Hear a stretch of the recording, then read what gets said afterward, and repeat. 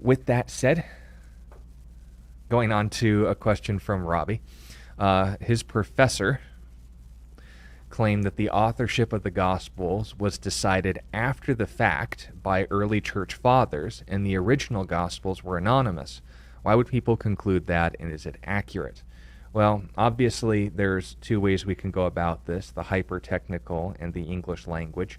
But when it comes to this kind of argument, the Gospels were anonymous. First of all, when we're asking for the original Gospels, the physically penned original Matthew, Mark, Luke, and John, if we had a cover page on them that said this is, Evangelion Mathion, right? That'd be Greek for the Gospel according to Matthew. Right. Then we could say, well, that's plainly false. The originals did have the writing. But here's where the skeptics try to put us in a corner. And it's a fair point. Do we have the original Gospels for examination? No. No, we don't. They've obviously, as 2,000-year-old documents generally would, actually, I guess, comparison to today, they would almost be 2,000 years. 10 years, we can say that for certain. But these almost 2,000-year-old documents, and if you compare that to anything else we have in writing, they're going to fall apart or be abused or, according to the political maneuvers of guys like Diocletian, be burned for being anti-Roman propaganda. Yeah. They're not going to be faring so well. Yeah. And the majority of the early copies of the Gospels are fragmentary and in pieces. To our credit, we do have pieces of the original title manuscripts, not the original title manuscripts, but the titles associated with the Gospels, like the Gospel of Luke in the late 2nd century. But of course, that's not in the originals. Right. So when someone's going to write essentially this Da Vinci Code sequel and say that the Jewish conspiracy or the Christian conspiracy to claim, to attribute that Luke, Matthew, Mark, John, those weren't actually on the originals. They never claimed to be the original authors. You don't see them writing, this is, the Gospel of Mark, written by John Mark. By the way, I'm mentioned in the book of Acts, and I was the disciple of Peter. They're there to talk about Jesus. Let's just put that forward, first of all. But then this assertion is put forward. Since we don't have information, I have information that wasn't in the original. Hopefully a red flag's already going up. Exactly. But if you can't prove contrary, that means I'm right. How are we supposed to handle this kind of fan fiction approach towards history? Well, once again, I think we have to evaluate the text. For instance, let's just pick one of the Gospels, Matthew. Yeah. Okay. How do we know? Why would we believe that Matthew wrote the Gospel that bears his name? Well, again, we would be the first ones to say that there is no explicit mention of an author in the text of Matthew. But we do have other things that tell us that Matthew, as we're going to see in just a second, as attested to by the vast majority of those even closest to the events themselves. Oh, it's unanimous. Yeah, wrote this particular gospel. First of all, Matthew, also known as Levi, was a tax collector. His meticulous attention to details like genealogies and things along that line would, again, support that kind of conclusion. His Jewish background explains the emphasis on Old Testament prophecy. There are more Old Testament citations of Jesus fulfilling prophecy in the book of Matthew than really any other gospel account you're going to run into. Again, the transcript, if you will, that Matthew put together of the Sermon on the Mount would be right up the alley of an individual that made his living working in meticulous record keeping, like a tax collector like Matthew would do that. Interestingly, Matthew also incorporates a lot of financial details that are not included in the other Gospels that would catch the eye of a tax collector. So, we see this internal evidence for this, but what about the external evidence? Well, again, Papias, who lived between AD 60 and 130, wrote that Matthew put together the oracles of the Lord in the Hebrew language, and each one interpreted them as best as he could. Again, other church fathers such as Pantanaeus, Origen, and Irenaeus also corroborate Matthew as the Gospel's author. We talk a little bit about the idea of testimony that comes from opponents.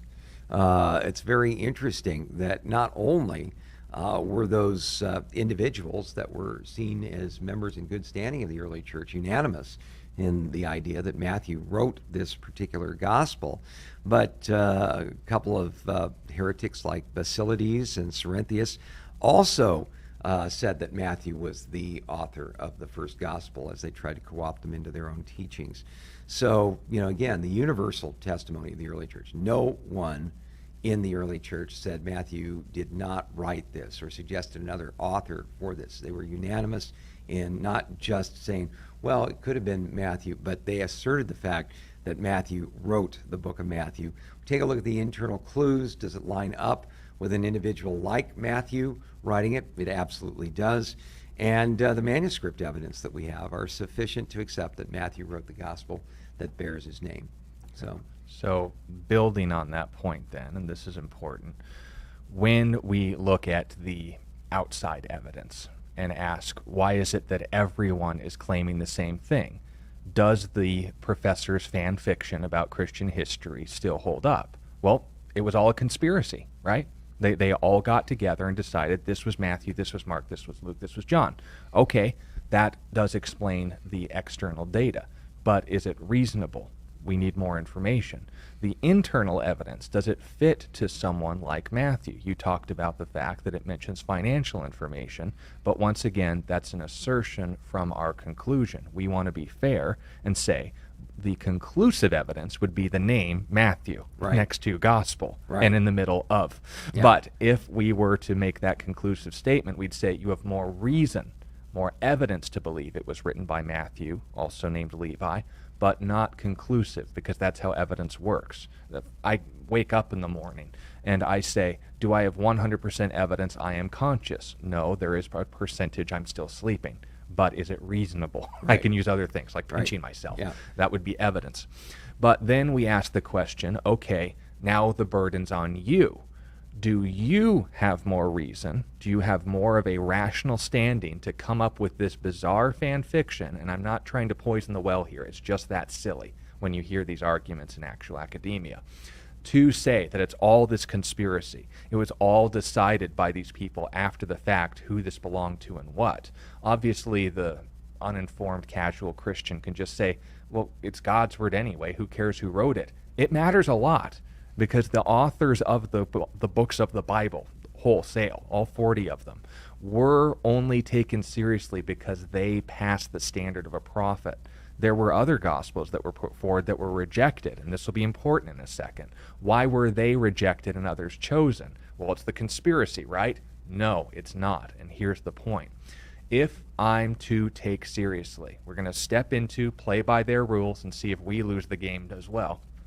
Say that the gospel accounts were a part of this elaborate conspiracy, that they were just assigned these names because they sound good. First of all, why choose Matthew? Matthew's not a very prominent apostle. You have the big three. Right. You have James, you have Peter, you have John. Right. You have the author of the book of James, who was the leader of the early church, different from James the apostle, by the way, who, of course, would have had incredible political standing in the early church. Yeah, half-brother of Jesus. Yeah. You could have mentioned anybody. You could have mentioned Judas, not Iscariot. You could have mentioned Barsabbas, or maybe the successor, Matthias, to Judas Iscariot. You can go on in this and ask, why would this obscure apostle be given credit for authorship unless it was just the facts? You have to assume something rational and irrational at the same time, because when you're making something up, there's this little thing that doesn't get in your way anymore.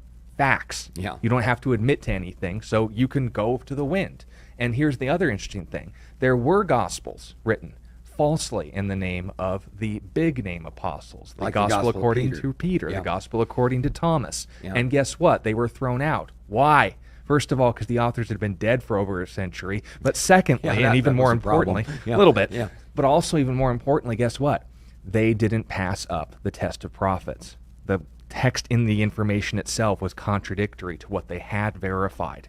So here's the point. If I'm to assume Matthew was just chosen arbitrarily and objectively, which is it? Was it just, drawing straws out of a hat, or was it intentionally so that this would be taken seriously? Neither would have been accomplished, but you have to pretend both are true and they cancel each other out.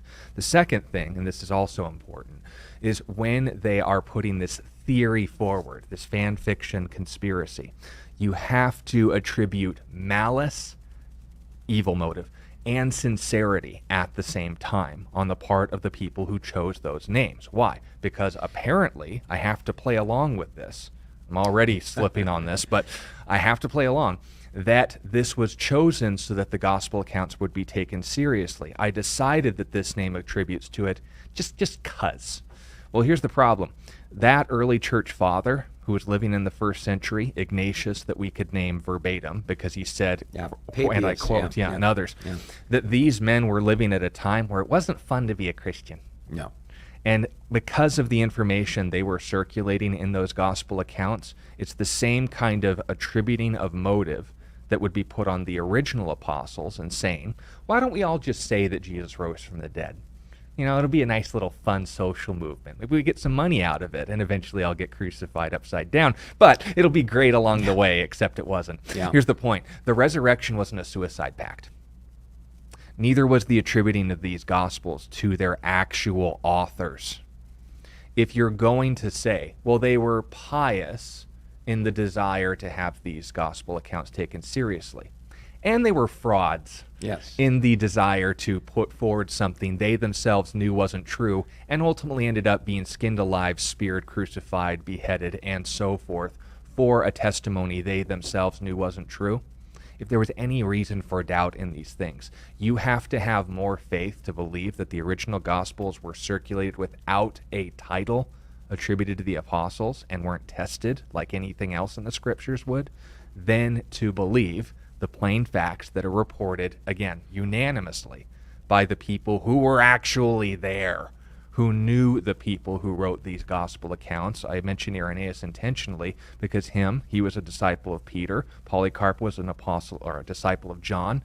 Mark was a disciple of Peter, and of course those who succeed onward. But that's the point. I have to live in a ridiculous world, and until the point where I ask myself, am I doing scholarship or I'm on LSD, given all the things that I have to pretend are true in order to exist in this fantasy land? Yeah, well, this whole thing came out when Dan Brown's book, The Da Vinci Code, hit popularized by Tom Hanks and all of these other people along this line. The idea behind that was that this whole thing was a big conspiracy, and it was designed to cover up the idea that the divine feminine, which the Hebrews worshipped, was all about. And the Holy Grail was really the fact that Mary Magdalene was the wife of Jesus, and that there is this holy line that came from Jesus and Mary Magdalene, and it all got covered up, of course, by Constantine. He gets too much credit. Yeah, but when you go down that path, you have to come up with all of these different conspiracies and so forth, but you also have to align them up with the facts. Why die for a lie? What you know is a lie. Yeah, and where was any kind of evidence whatsoever that any of these things put forward, like by the Da Vinci Code or by Holy Blood, another book along that line, were valid at all. The fact of the matter is, there's the old saw about Occam's razor. When all things are being equal, the simplest explanation is the best. The simplest explanation is you had individuals that walked with Jesus Christ who were absolutely aware of the fact that he had been crucified, that saw him 3 days later risen from the dead, and committed their entire lives to that, including the their end deaths. of their lives being committed quite torturously. So you have to overcome all of that to get to that point.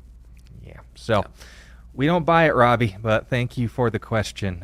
Again, for those of you who don't know, Robbie is on the front lines. He is intentionally taking a secular Old and New Testament Bible course and is getting all of these dumb ideas for us to deal with here for your benefit, to his detriment. So Yeah, and pray for Robbie that he would be used by God to be able to, in a sense, be not the devil's advocate, I guess the angel's advocate in that class, Yeah. being able to raise questions along that line. Boy, I remember the days when I was going to the university, and I remember one professor boldly asserting that there was no teaching of an afterlife in the Old Testament.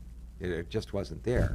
And everybody kind of stared at her blankly like, oh, boy, I never thought of that. I raised my hand. I said, well, what about Psalm 23 where David said, and I will dwell in the house of the Lord forever? what about that whole thing? And the professor stood there and said, oh, I never thought about that. Well, maybe we can And get I back go, to the I'm topic. paying good money for these units right now. You need to think about that. But there you go. So pray for Robbie. He's in the midst of all of that. But it really sharpens up your faith and gives you confidence in the Word of God, because it does stand up. It's an anvil that's worn out many hammers, as they say.